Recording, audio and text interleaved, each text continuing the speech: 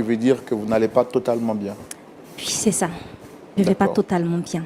En tout cas, nous, on espère que jusqu'à ce que vous partiez d'ici, vous pourriez dire que je vais totalement bien. J'ai la foi. Moi aussi, j'ai la foi. Alors, spécialement pour vous, je vais vous laisser le temps de vous présenter. Après que j'ai fini de me présenter moi-même, je suis Roland Sombo. Le pasteur Tumo est juste à côté.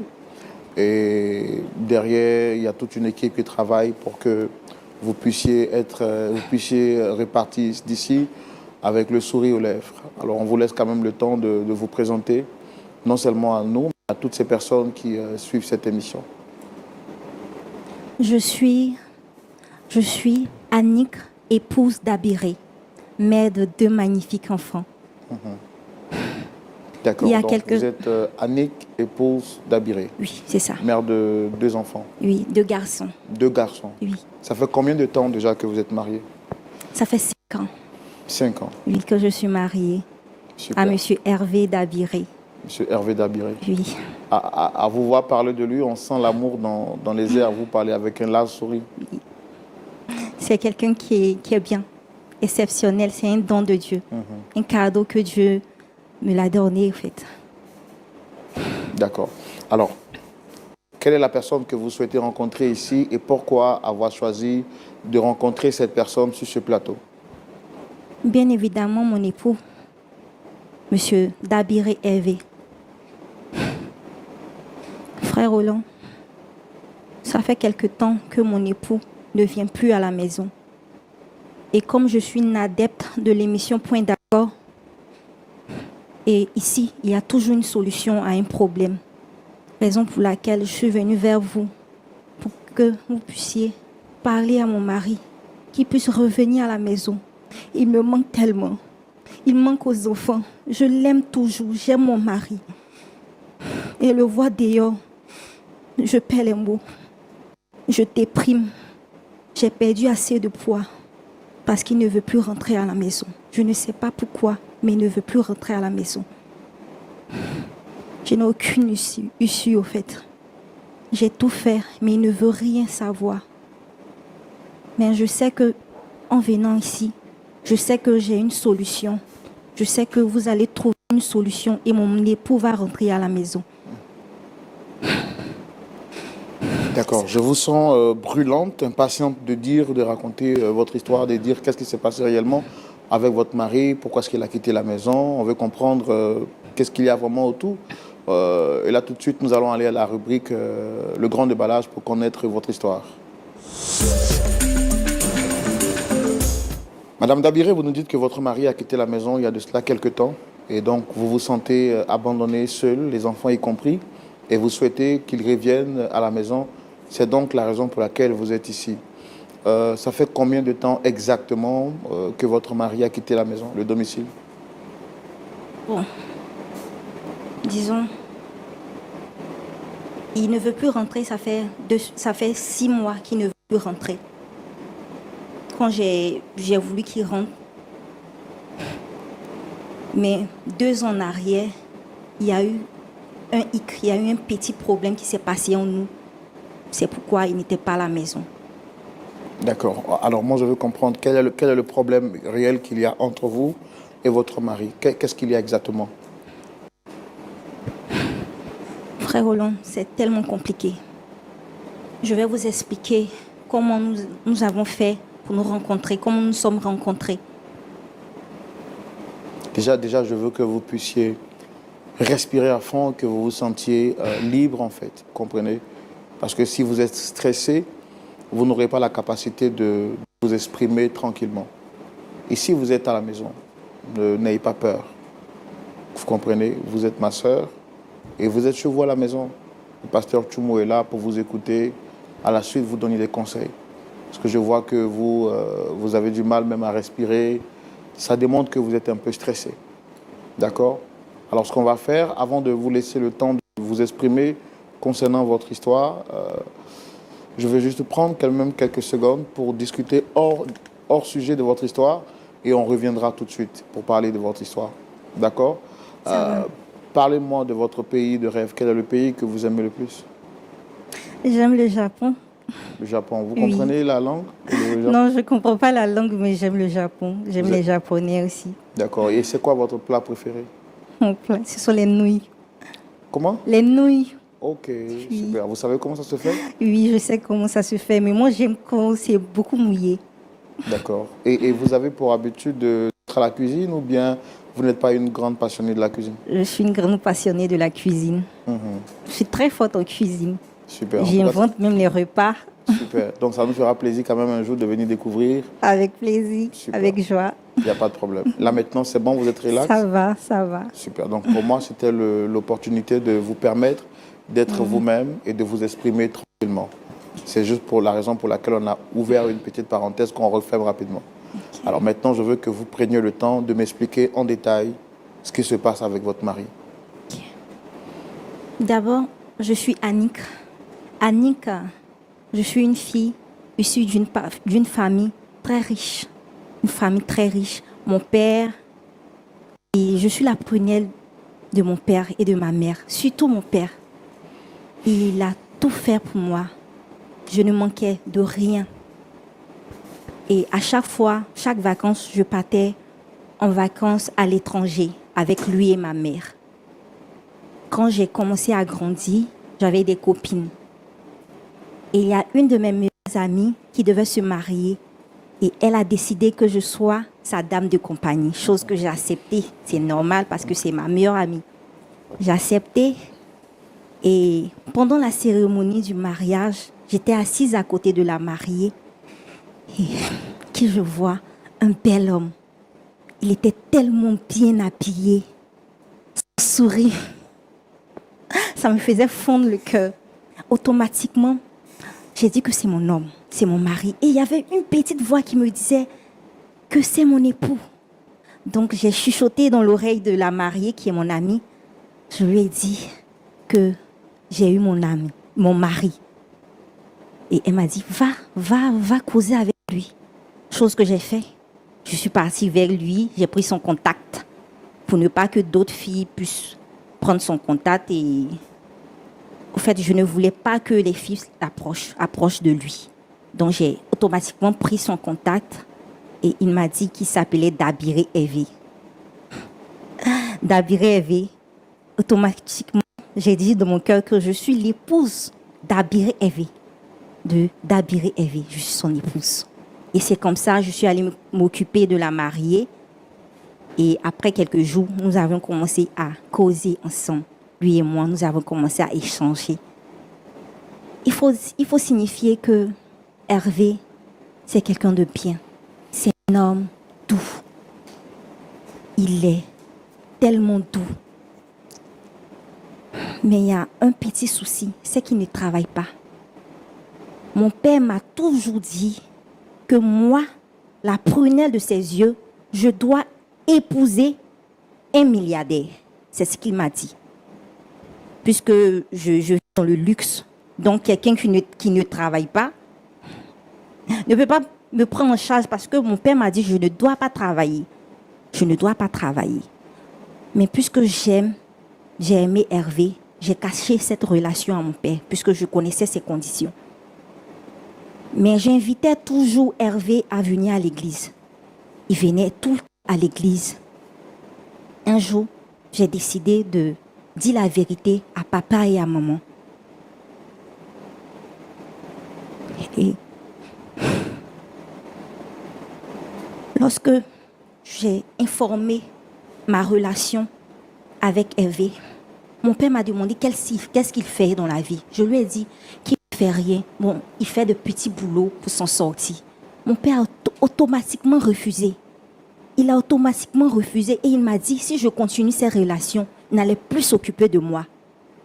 Pour tenir tête à mon père, j'ai décidé de quitter la maison et je suis allée me réfugier chez Hervé. Mon père m'a coupé les vifs, mais j'avais de l'argent dans mon compte. J'ai aidé Hervé à payer la maison, les factures, courant, l'eau, la nourriture. Je ne pouvais pas croire que mon père puisse me traiter ainsi. Et vous savez, quand vous vivez avec un homme forcé, il y a quelque chose qui se passe. Je sais que j'ai fauté. Je suis tombée enceinte. Et j'avais plus d'argent. Donc, j'ai décidé d'aller voir papa et maman. De demander pardon à papa et maman. Que papa puisse s'occuper de moi et de ma grossesse. J'ai appelé mon oncle et nous sommes partis voir papa pour l'expliquer. Frère Roland, je n'avais jamais vu mon père. Je n'avais jamais vu mon père me crier dessus. Quand je lui ai dit, papa, je suis enceinte. Mais c'est normal, je suis enceinte. Un enfant, c'est un don de Dieu, donc il devait être content puisque je suis l'unique fille. Je suis son unique enfant. Donc, c'est son petit enfant. Et il devait être heureux. Mais à ma grande surprise, frère Roland, il me chasse de la maison. Je ne pouvais pas admettre ça. Et ma mère, elle nous regarde, elle ne dit rien. En principe, ma mère devait me soutenir. Elle ne me dit rien. Nous sommes retournés. Et mon oncle me dit qu'il va régler cela. Après, mon époux me dit, on va prier. Plutôt, Hervé me dit qu'on va prier pour que Dieu puisse calmer la situation, pour que Dieu puisse toucher le cœur de papa, pour qu'il puisse s'occuper de moi, puisqu'il ne travaille pas. Et j'étais à la maison, en train de cuisiner comme j'aime bien la cuisine, avec le peu qu'on a. Mon téléphone sonne, c'est papa qui demande. Il vient nous voir, moi et Hervé. Nous sommes allés rapidement, nous sommes partis. Et papa dit qu'il va me prendre en charge ainsi que la grossesse. Mais à une condition, que Hervé me pousse. J'étais contente. C'est ce que je voulais en fait. Je voulais que Hervé me pousse, que je sois Madame Dabiré. Et mon père a dit qu'on allait faire le mariage à la mairie. Et après, quand j'allais accoucher, on allait faire la dot, puisque notre coutume ne nous permet pas, lorsque une femme est enceinte, de faire la dot. Chose qu'on a acceptée. Et nous sommes partis à la mairie, on a fait le mariage. Comme cadeau de mariage, papa nous a donné une maison, une grande maison. Donc, je vivais là-bas avec mon époux et j'ai accouché. Tout se passait tellement bien. C'était vraiment merveilleux. Papa prenait tout en charge, je ne faisais rien. Mon époux ne faisait rien. C'était juste des petits boulots qu'il faisait. Et un jour, je regardais la télé et je vois mon époux se lève, parce qu'on regardait la télé ensemble. Il se lève et il communique. Je regarde mon époux, il commence à sourire. Je lui dis, chérie, qu'est-ce qui se passe? Il ne me répond pas. Je lui dis, qu'est-ce qui se passe? Parce qu'il a raccroché. Et il me dit, chérie, j'ai une bonne nouvelle. Je lui dis, quelle est la nouvelle? Il me dit, qu'il vient d'être embauché. Le Seigneur a répondu à mes prières. Mon mari vient d'être embauché dans une grande entreprise de la place. Et ce n'est pas n'importe quel poste il occupe. J'étais heureuse, totalement heureuse, fière de mon époux, parce que je savais que lui, il allait réussir. Je savais que je voyais une grande personne. Je voyais une étoile en lui. Et mon mari, il a commencé à travailler. Frère Roland, j'avais dit que mon mari était attentionné. Mon mari a pratiquement changé. Je ne reconnaissais plus mon mari. Avant, il rentrait du travail à 16h, il était déjà à la maison. Mais maintenant, il a commencé à venir à 20h.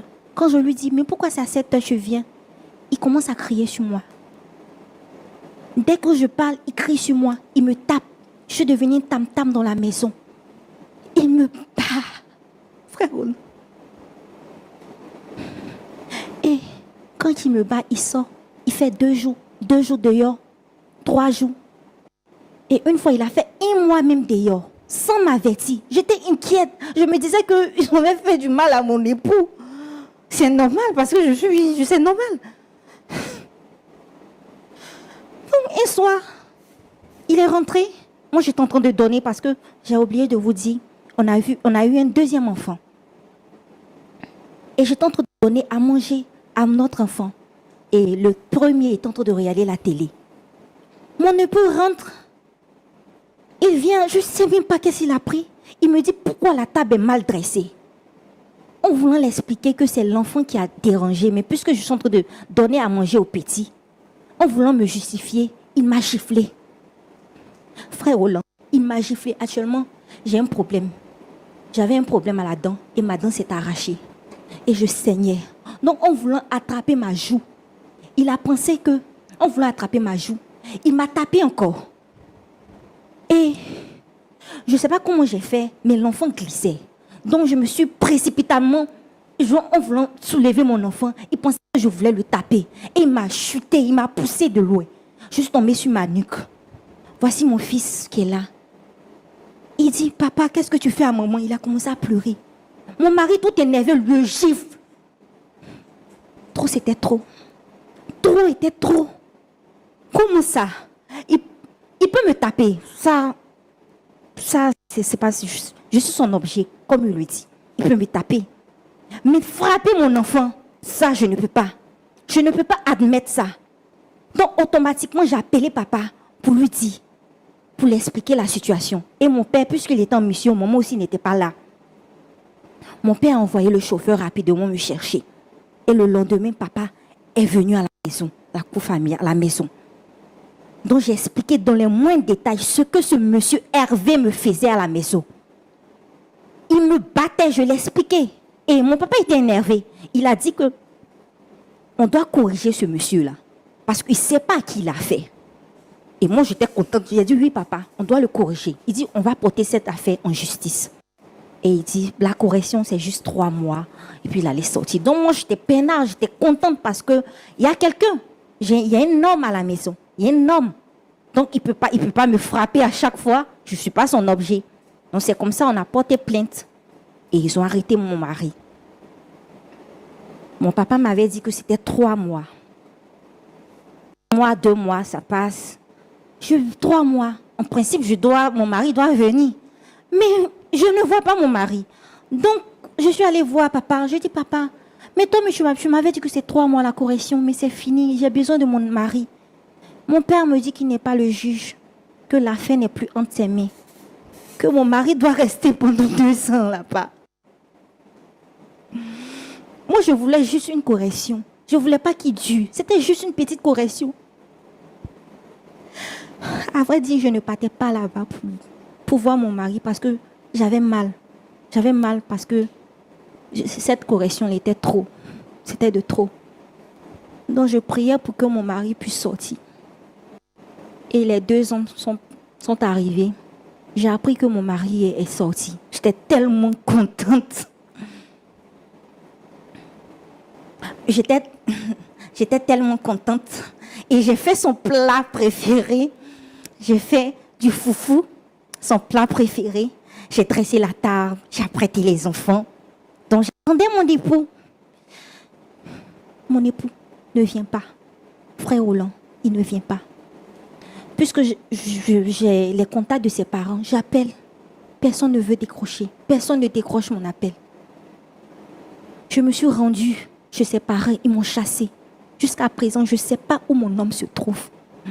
Je ne sais pas où mon homme se trouve. Je veux qu'il revienne à la maison. Je suis la victime. Mais c'est mon homme, je l'aime. Les enfants ont besoin de lui, frère Roland. Les enfants ont besoin de leur père. Qu'il rentre à la maison. C'est ce que je veux, qu'il rentre à la maison. C'est vrai que j'ai débordé, mais c'était plus de mon ressort, en fait. C'était plus de mon ressort, frère Roland. Est-ce que vous regrettez d'avoir porté à la connaissance de votre père que votre époux vous battait? Actuellement, je regrette. Je regrette. J'aurais dû laisser cette affaire. J'aurais dû régler ça à l'amiable. Je regrette actuellement. D'accord. Et rappelez-moi le nom complet de le prénom de votre mari, vous avez dit, c'est Monsieur Hervé Dabiré. Hervé Dabiré. On a fait ce qui était en notre pouvoir pour l'avoir avec nous aujourd'hui. Nous allons recevoir monsieur Hervé Dabiré à la demande de Dame Dabiré. Et merci de le recevoir sous vos applaudissements, s'il vous plaît.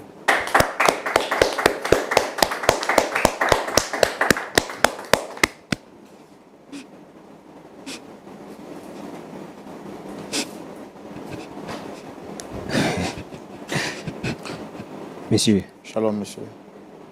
Non. Pourquoi vous faites ça? S'il vous plaît, asseyez-vous. Pourquoi vous faites ça? Il fallait me dire qu'elle était là. Qu'est-ce qu'il vous a raconté encore? Non, écoutez, monsieur, moi je pense que on va finir par s'entendre. Déjà, je vous demande de vous installer. D'accord? Et c'est clair qu'on finira par s'entendre.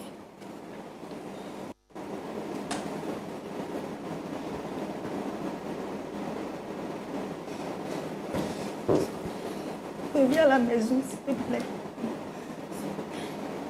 Reviens à la maison, tu nous manques. Tu nous manques, pardon. Monsieur, Tout. vous m'avez amené ici là, c'est Pardon. pourquoi? Dites-moi. D'accord. Madame, s'il vous plaît, on va se rasseoir. Madame, s'il vous plaît.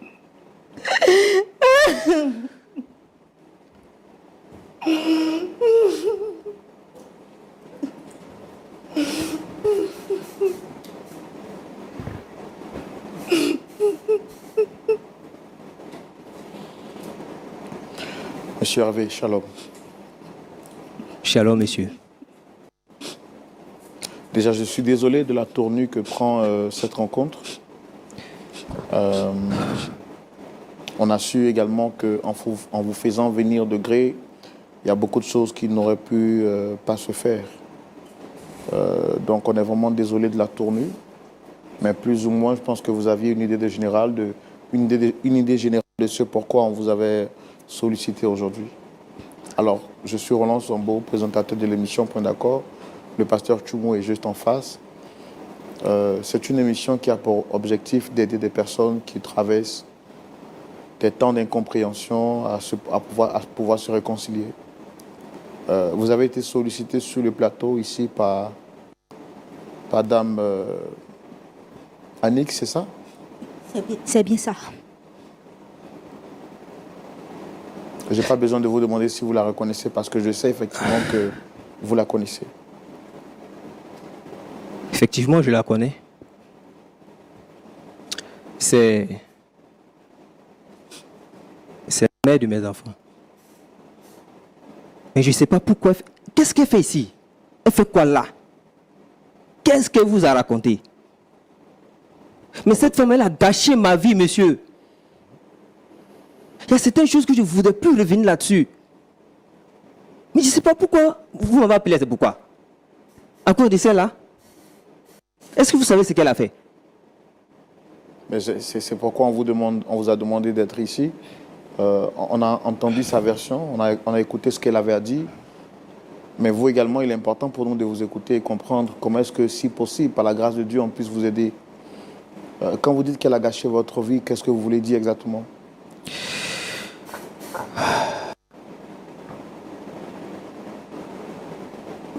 Frère Roland, je suis monsieur Hervé Dabiré.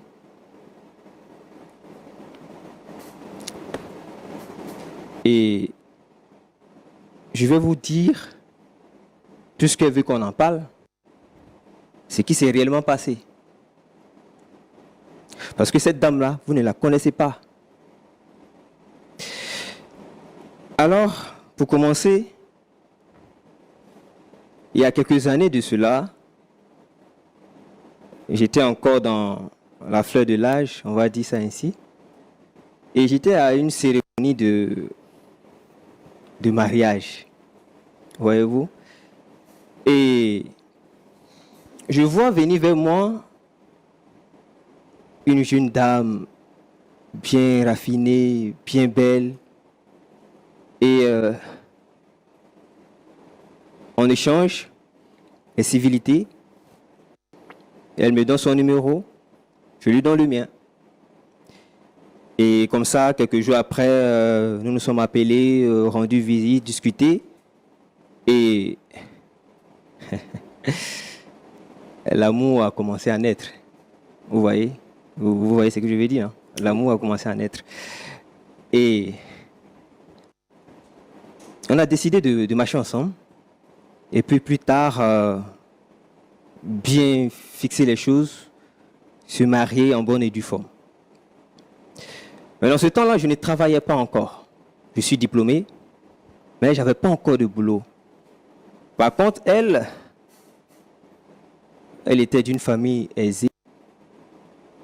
C'est la fille unique de son père, sinon de ses parents. Elle était vraiment choyée.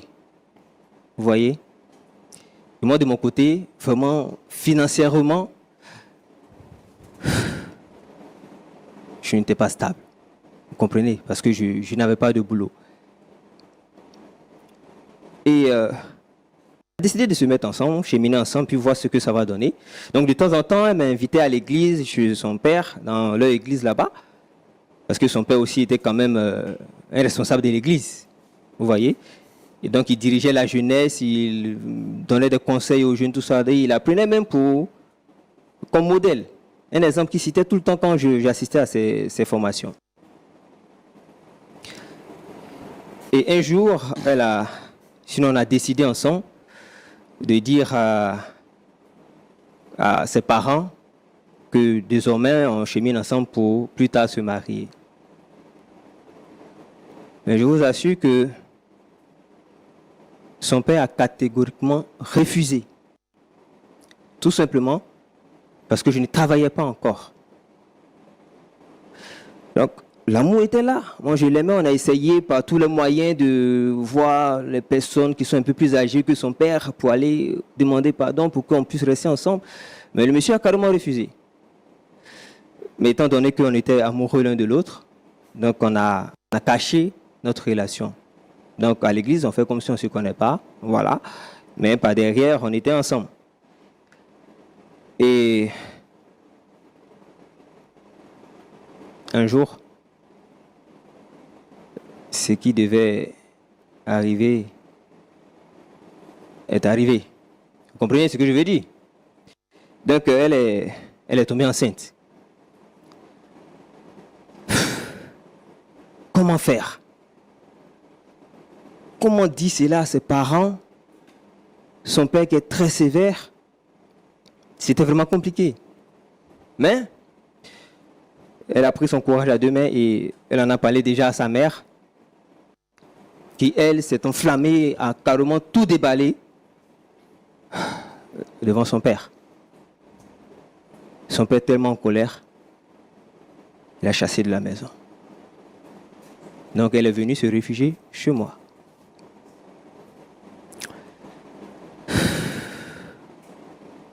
Et ensemble, nous avons prié, ensemble, nous avons gêné, demandé à Dieu. C'est vrai que nous avons fauté à tant de moments, on ne devait pas le faire en tant que chrétiens, mais c'est arrivé. On a demandé pardon à Dieu, gêné, pour que son père puisse accepter déjà que la fille soit enceinte, et puis maintenant, après, on allait voir par la suite. D'accord, on va aller un peu plus vite. Déjà, donc, finalement, son père l'a mis dehors. Donc, qu'est-ce qui a été fait par la suite?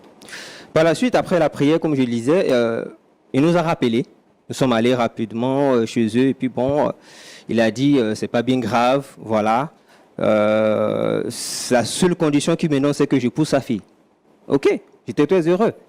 Étant donné que l'amour était déjà là, donc moi, je suis heureux d'épouser celle que, entre griffes, je vais dire, j'aimais. Donc, elle était enceinte, donc on ne pouvait pas faire la dot, selon leur coutume. Et donc, on a fait le mariage à la mairie. Et puis après, son père nous a donné un appartement. Nous sommes allés vivre chez nous. Elle a accouché. Et par la suite, on a accompli tout le reste. Donc, on a fait le mariage, tout et tout. En ce moment, je ne travaillais pas encore. Et c'est son père qui s'occupait de nous. Vous voyez, les factures, le loyer, tout ça. Et un soir, Dieu sachant faire les choses, je reçois un coup de fil. Alors que j'avais postulé à un poste il y a bien longtemps, j'ai reçu un coup de fil pour me dire que voilà, j'ai été retenu à un poste et donc je vais commencer à travailler très bientôt. C'est la joie. J'ai dit enfin, là au moins je vais être déchargé par, on va dire, quand même décharger un peu ses parents, vu que je peux maintenant moi-même m'occuper de ma femme et mes enfants. Donc, j'ai commencé à travailler. Tout allait bien, tout était parfait.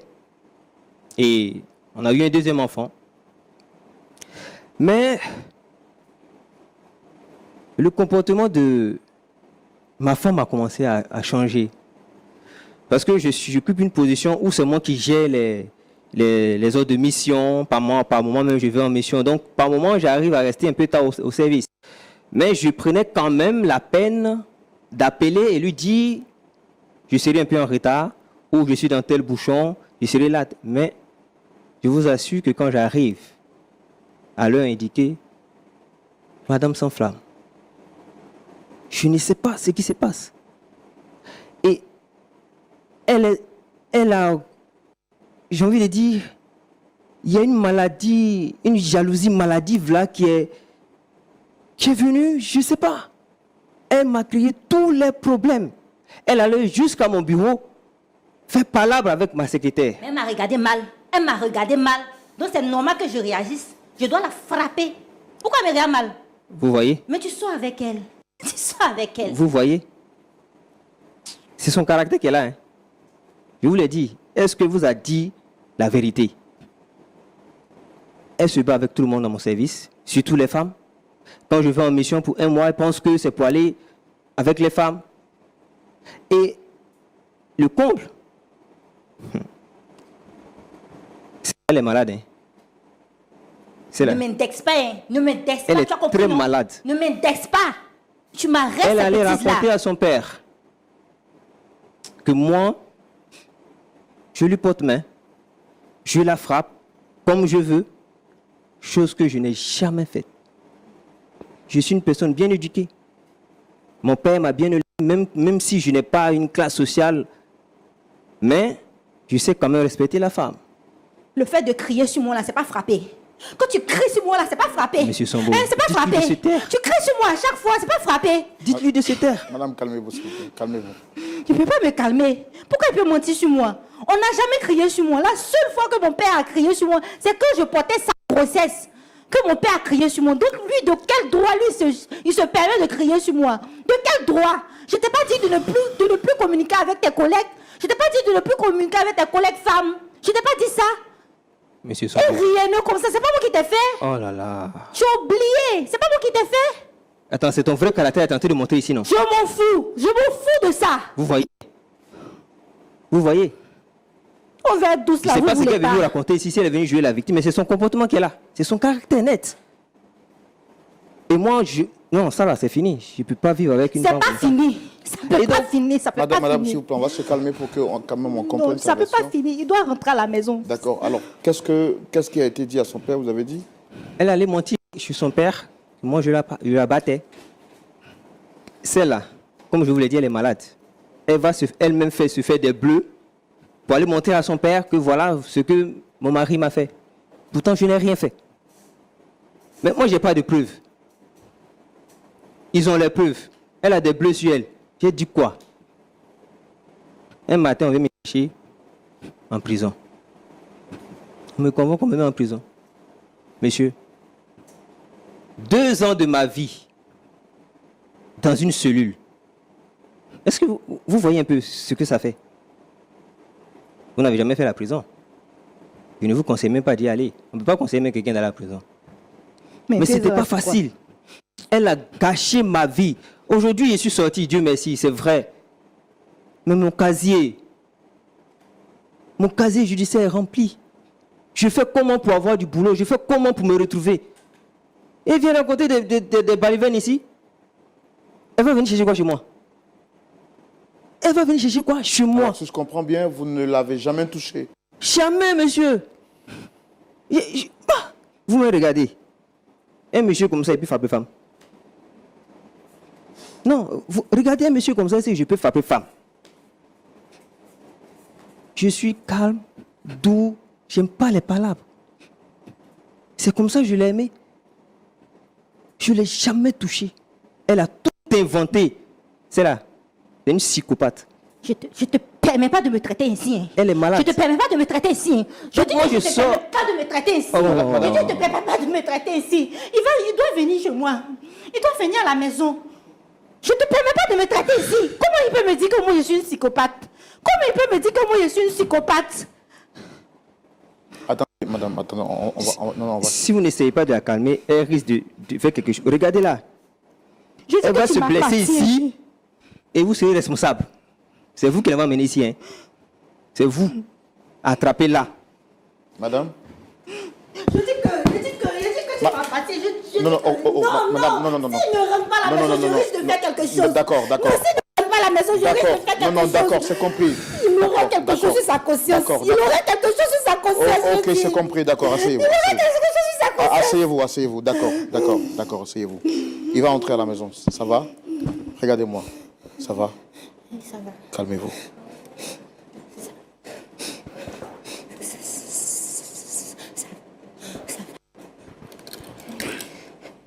Qu'est-ce que je fais? Pasteur Choumou, je pense que c'est un cas spirituel, ça. Hein? C'est un cas spirituel. D'accord.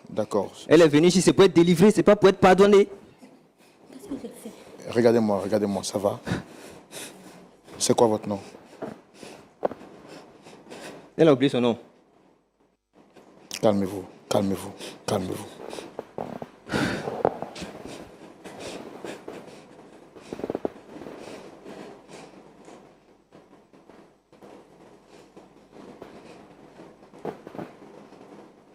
Ça va.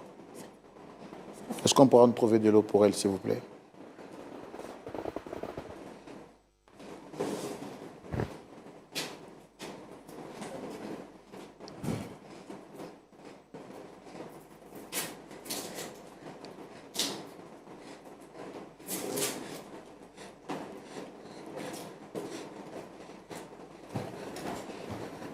Vous allez boire un peu. Tenez.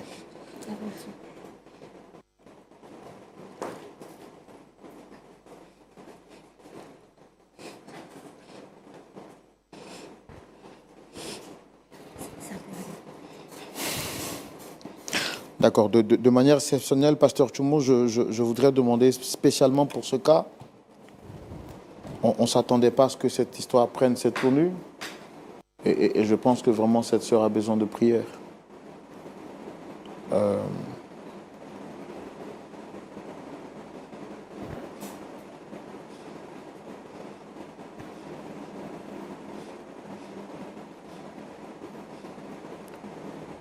Ça va bien?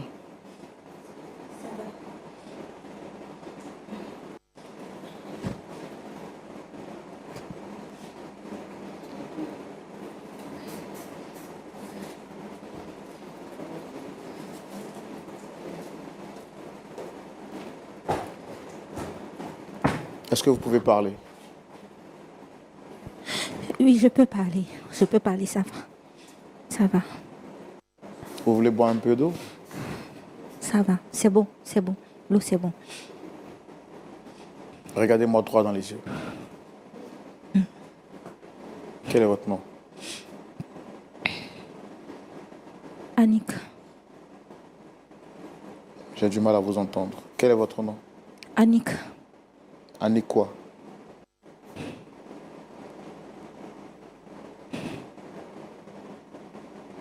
je m'en souviens plus du reste. Je me rappelle plus du reste. Je sais que je m'appelle Annick, c'est tout. Est-ce que vous reconnaissez le monsieur qui est là? Oui, je le reconnais. C'est qui? Je sais que c'est mon mari. C'est quand la dernière fois que vous l'avez vu?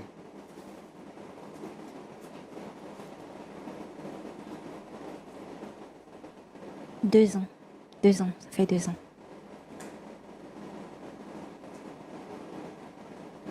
Est-ce que vous savez qu'il a fait la prison?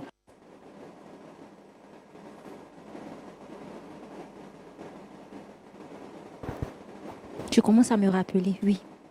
Oui, je sais. Commence à me rappeler. Est-ce que vous savez pourquoi est-ce qu'il a fait la prison? C'est un peu flou dans mon esprit. Mais je sais qu'il a fait la prison à cause de moi. Frère Roland, depuis toute petite, je suis malade.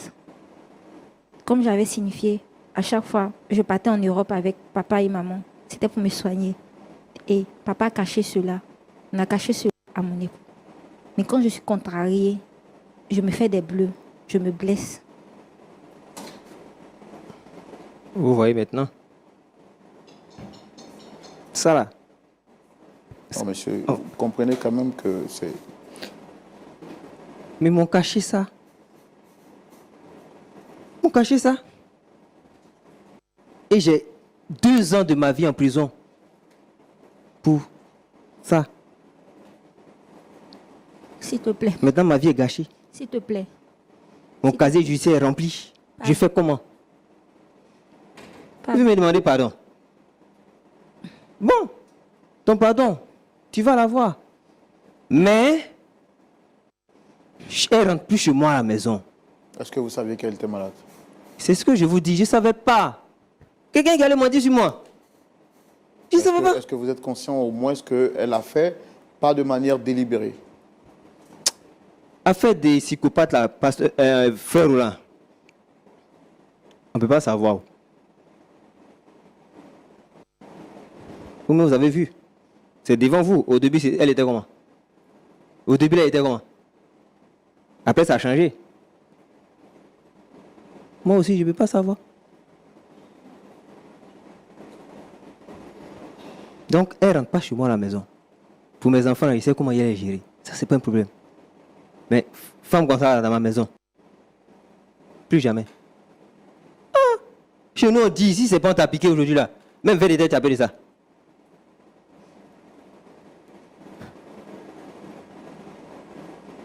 D'accord. Moi, je vais vous demander une chose, Manik. Est-ce qu'on a mes consciences? Est-ce que ce que vous avez fait, vous étiez consciente ou c'était sous l'effet de la maladie? Ou bien c'est quelque chose que vous faites juste pour couvrir vos erreurs? L'effet de la maladie. L'effet de la maladie. Comme Alors, j'ai dit, vous nous avez dit sur ce plateau, ici, que votre mari vous battait. Il nous a dit qu'il ne vous a jamais touché. en fait, je me fais des scènes dans ma tête. Tout se passe dans ma tête. Je crée des histoires dans ma tête. Pourquoi avoir fait ça à votre mari, celui que vous aimez? Si je vous dis que je sais, j'ai menti. Je ne sais pas. Jusqu'à présent, je ne sais pas.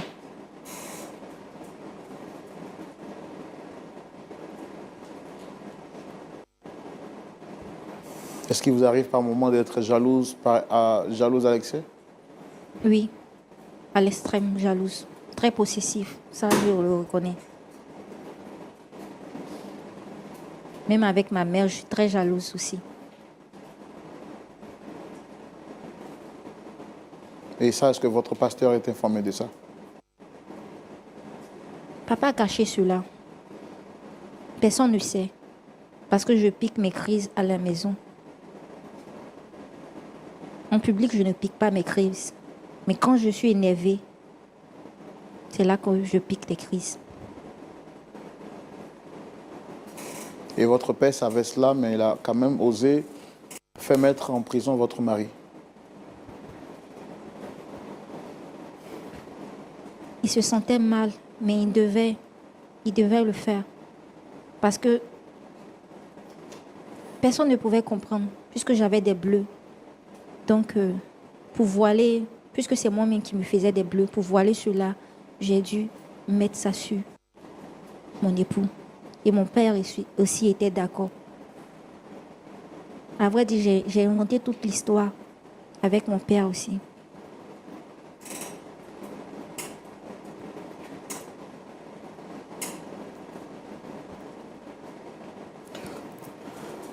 D'accord. Pasteur Tchoumou, Oui, mon frère Roland. on aura tout vu sur cette terre. Voici une nouvelle histoire à laquelle nous sommes confrontés. J'avais voulu mettre fin à cette histoire expressément, mais semble-t-il que notre invité a finalement retrouvé ses esprits. Quel est votre point de vue dans ce genre de situation? Que faut-il faire exactement? Votre point de vue, c'est dans la rubrique à la loupe de la parole. Pasteur Chouba, Oui, Roland. que faut-il faire? D'accord. Nous avons un rôle à jouer dans la vie de ceux qui viennent se confier en nous. C'est vrai que nous sommes sur la scène, l'histoire passe, mais après, nous faisons un travail de fond pour pouvoir restaurer les vies. Le Seigneur Jésus a dit, « Venez à moi, vous tous qui êtes fatigués et chargés, et je vous donnerai du repos. » Et avec ce que Annick raconte, je pense qu'elle a besoin de repos spirituel. Elle a besoin d'un travail de fond dans sa vie pour qu'elle puisse connaître la restauration. Donc, je pense que vous avez été également surpris parce que elle a même cassé ses lunettes et tout ça. Donc, dans ce cas, pareil, on fait appel à la compassion. On fait appel à la miséricorde. C'est une personne qui est malade. Et il faut se laisser guider par le Saint-Esprit pour aider cette personne.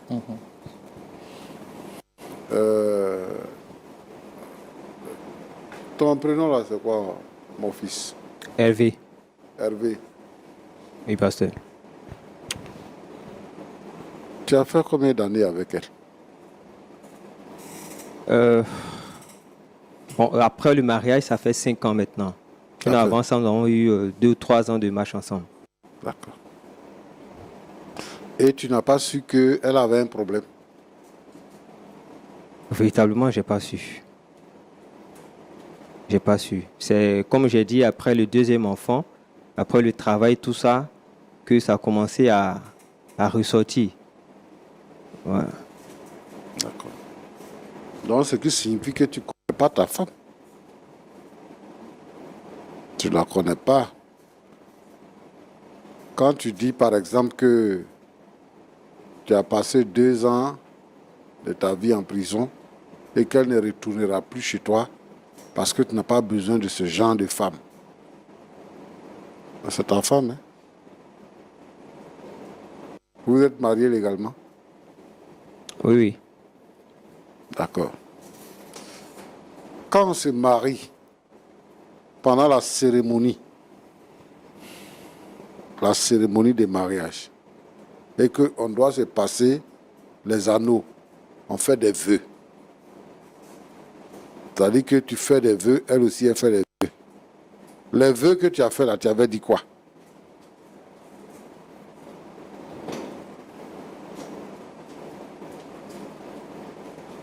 J'ai dit que j'allais rester avec elle dans la santé comme dans la maladie, dans le bonheur comme dans le malheur, Dans les bons jours comme dans les mauvais jours. Jusqu'à ce que bon, Jésus revienne ou la mort nous sépare. bon, comme Jésus n'est pas encore venu, la mort aussi n'est pas venue. Et il se trouve que elle a un problème. Elle a un problème. Ce qu'il faut faire, c'est de chercher à résoudre ce problème-là. C'est vrai que tu es allé en prison, mais la vraie victime, c'est elle. La vraie victime, c'est elle. Et aujourd'hui, son entourage sait que elle est malade parce que son père a caché qu'elle était malade. C'est pour ça que tu n'as pas su. Et comme toi aussi, tu n'es pas trop regardant, donc tu n'as pas vu les dysfonctionnements qu'il y a eu dans sa vie. Toi, tu t'es contenté juste d'être victime. D'être victime, mais de ne pas chercher à comprendre le vrai problème. Donc moi, ce que je te demande premièrement, il faut pardonner à ta femme et il faut l'accepter. Parce que tu disais que le pardon, tu vas l'avoir. Le pardon, tu vas l'avoir. Mais plus jamais cette femme-là dans ma maison. Parce que il peut lui arriver quelque chose.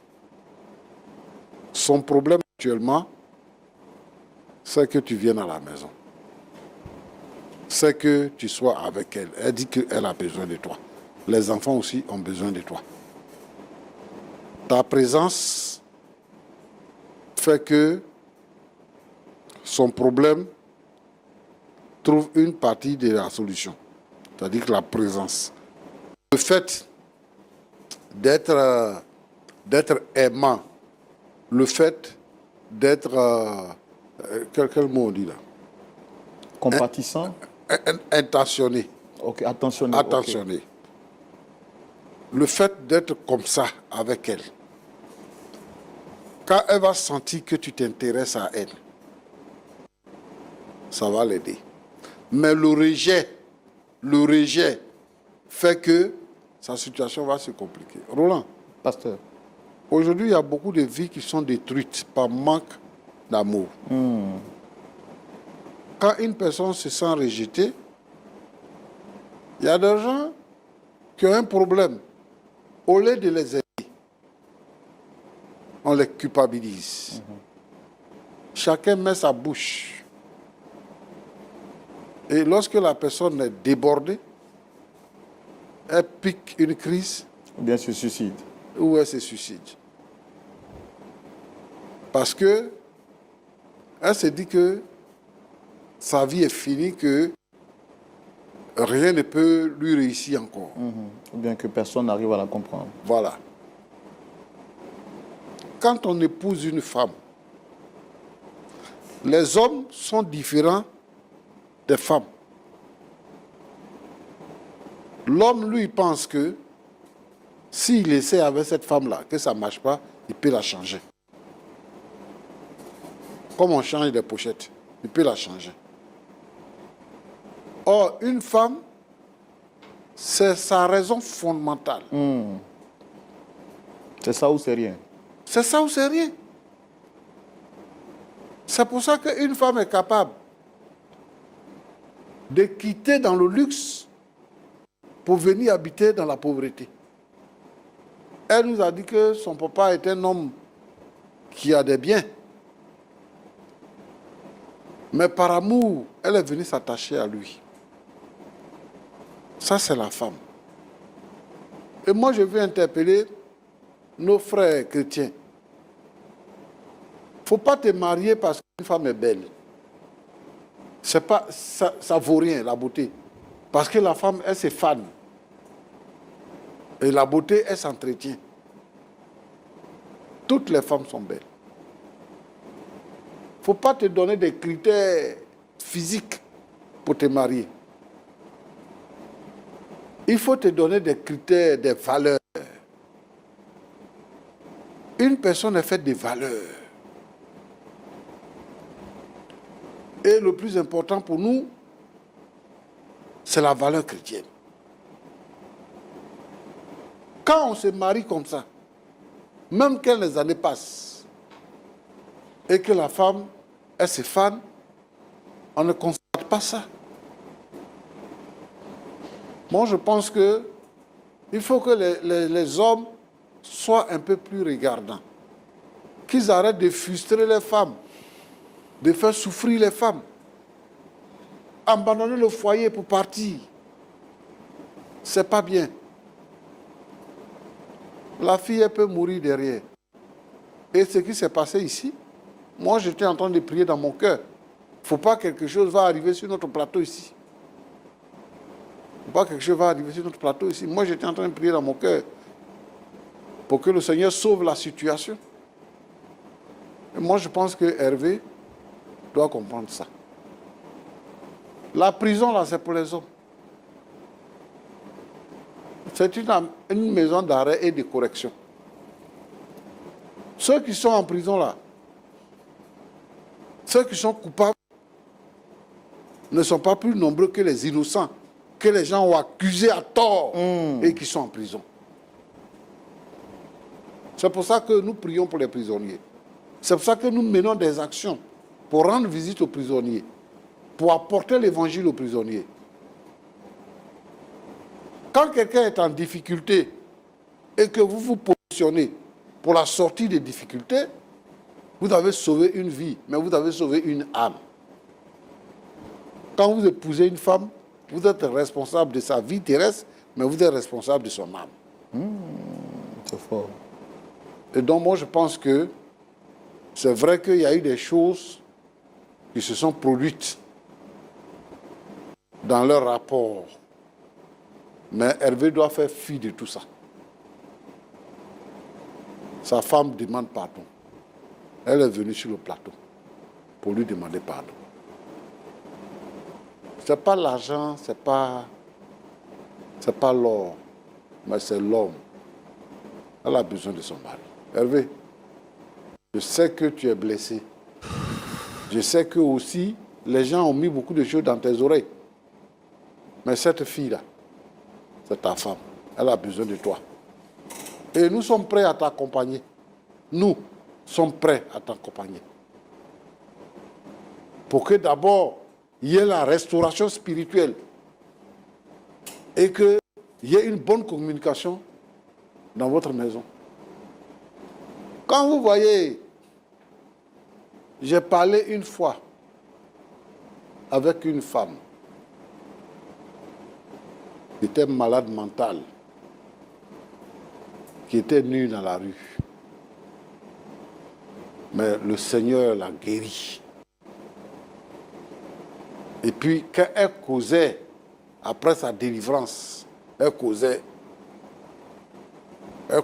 comme ça. Elle dit, je ne savais pas ce que je faisais. Je ne savais pas ce que je faisais. Elle ne sait pas ce qu'elle fait. Elle fait des crises. Et je pense que c'est quand elle est énervée qu'elle fait des crises. Et c'est ce qui s'est passé sur le plateau. Donc quand on vit avec ce genre de personnes, on évite que cette personne-là s'énerve. Il faut la couvrir d'amour, d'affection. Tout ça. Donc, Hervé, c'est ce que je peux te dire. Roland a l'habitude de dire qu'on peut poursuivre le débat après. Mais je veux vraiment que, en tant que frère en Christ, moi je parle à mon frère chrétien, les enfants du royaume, ceux qui ont reçu le pardon par le sang versé de Jésus-Christ, nous n'avons pas d'autre raison. Notre raison d'être, c'est que nous sommes un peuple acquis. Nous sommes une nouvelle race. Et je pense que nous ne raisonnons pas comme les autres, qui n'ont pas fait la même expérience que nous, qui ne sont pas les enfants du royaume.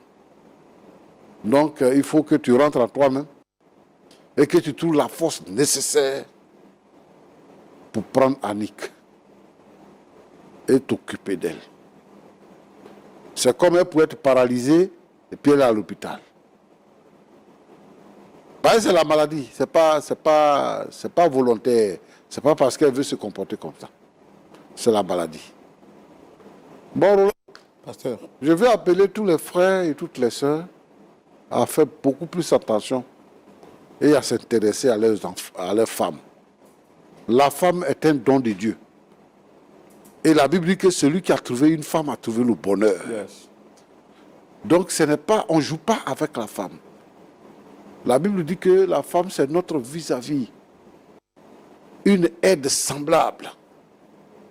Donc il faudrait que nous soyons des hommes capables de rentrer dans le plan de Dieu pour permettre à la femme d'être épanouie. C'est ça. Que Dieu vous bénisse abondamment.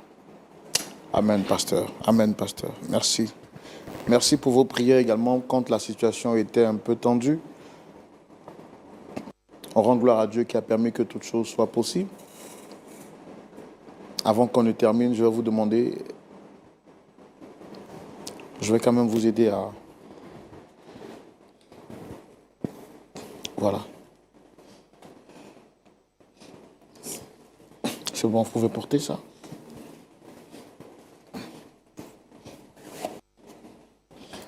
Soyez forte. On vous aime très fort.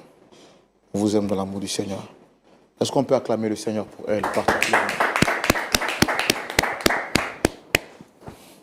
Vous voyez, tous ceux qui sont sur le plateau ont applaudi pour vous dire qu'on vous aime très fort. Je vous ai dit au départ qu'on n'est pas ici pour vous juger. Quel qu'en soit ce qu'on a pu vivre, pour nous, vous êtes une valeur sûre. Et vous êtes une valeur sûre, c'est pourquoi Christ a donné sa vie pour vous. Le pasteur Tchoumou l'a dit, on vous aime très fort. Est-ce que vous avez quelque chose à dire avant qu'on passe la parole à votre mari? Je tiens à vous dire merci. Merci à pasteur pour ses sages conseils. Ce que je veux, c'est l'amour de mon mari. C'est tout ce que je veux. Qu'il revienne à la maison. C'est tout ce que je veux. D'accord. Très cher monsieur, je pense que vous avez écouté les paroles du pasteur. Notre objectif, ce n'est pas de vous forcer. Nous savons que vous êtes chrétien. Et dans la prière que le Seigneur Jésus a apprenée à ses disciples à la demande de Pierre, il leur a dit, pardonne-nous comme nous pardonnons aussi à ceux qui nous ont offensés. Je sais que vous avez été blessés, vous avez été meurtris. Vous avez le libre arbitre de choisir de pardonner ou pas.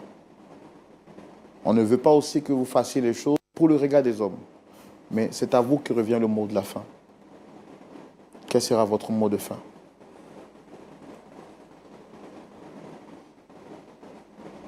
Déjà, je veux dire merci au pasteur.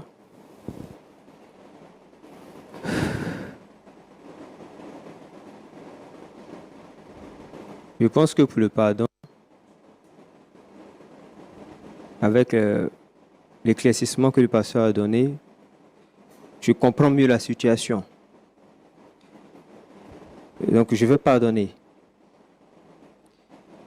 Mais comme on l'a aussi dit, je vais rentrer en moi-même et puis voir si elle pourra revenir à la maison. Mais pour l'instant, là, je préfère ne pas dire quelque chose d'autre. Je lui pardonne, c'est un cas de maladie, on peut comprendre, mais je vais encore réfléchir pour voir si elle peut revenir à la maison. C'est ce que j'avais à dire. Est-ce que vous savez de quoi sera fait demain? Supposez que vous pardonnez, elle rentre à la maison, elle est malade. C'est Dieu qui a permis que cette situation que vous n'avez pas vue pendant 5 ans soit exposée sur un plateau à la lumière de la parole de Dieu. Supposez que vous rentrez à la maison et vous apprenez que quelque chose lui est arrivé. Est-ce que vous aurez une conscience tranquille? Loin de nous l'objectif de vous forcer à faire quelque chose. Oui, Elle s'est forcée à vous dire toute sa déception. Vous avez vu ses larmes. Vous l'avez vu manifester son comportement jusqu'à son dernier retranchement. Vous avez entendu le pasteur Tchoumou, vous prononcez toutes ces paroles de sagesse. Moi, je n'ai pas envie de vous forcer à quoi que ce soit. Mais je vais vous poser une énième fois la question. Quel est votre mot de la fin?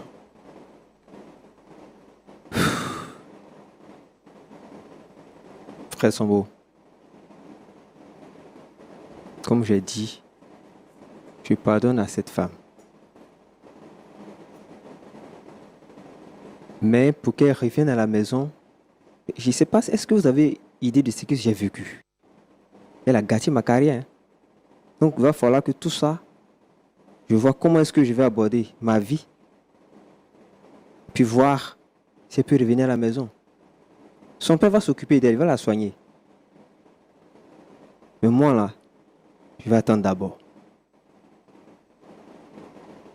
Vous l'avez dit, vous ne me forcez pas. Allons doucement.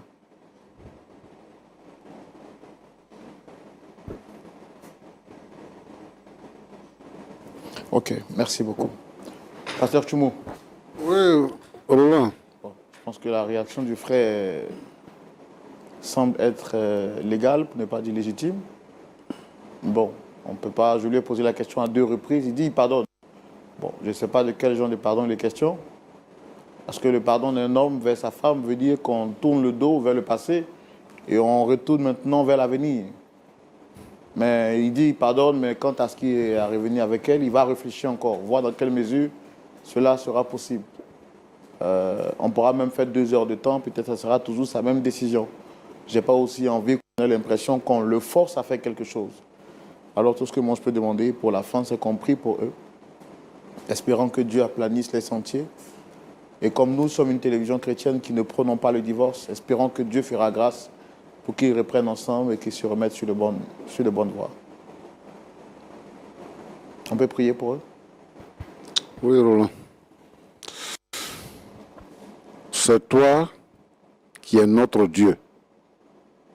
Non seulement tu es notre Dieu, mais tu es aussi notre Père. C'est toi qui inclines le cœur des rois.